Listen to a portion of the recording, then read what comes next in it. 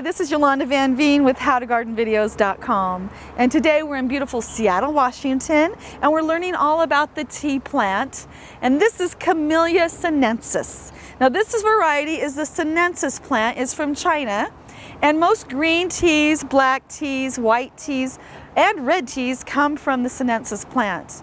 Now you got to remember there's two types of teas. There's also the sinensis plant that comes from India, and that's the Assamica plant. So it's different than the sinensis that comes from China. It's not quite as hardy. It needs much warmer climates, and it cannot go below 60 degrees, whereas the Chinese plant can pretty much go down to almost freezing.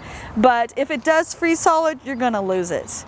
Now there's different types of teas that are produced from the sinensis plant, and there's red, there's greens, there's black, and that's depending on the process and how they grow it and how they process the leaves.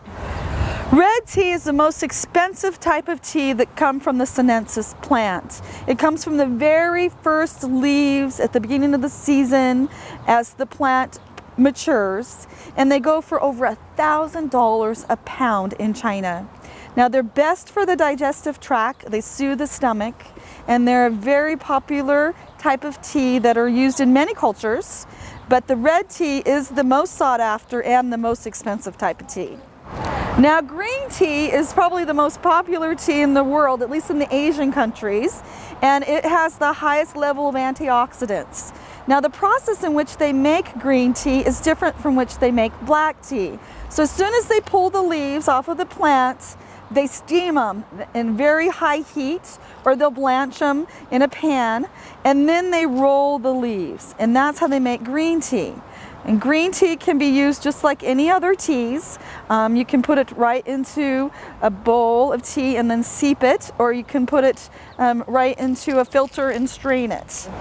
Black teas are found all over the world, and most of Europe uses the black tea, and their process is a little bit different than the green tea.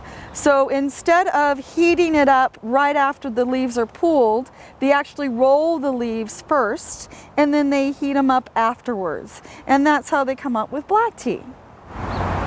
Now the sinensis plant is easy to grow nearly anywhere in the world. You want to make sure that this doesn't freeze, and you want to give it a nice sunny spot, but it does better in a little bit of filtered sun, so it can burn in the heat. It also makes a good indoor plant.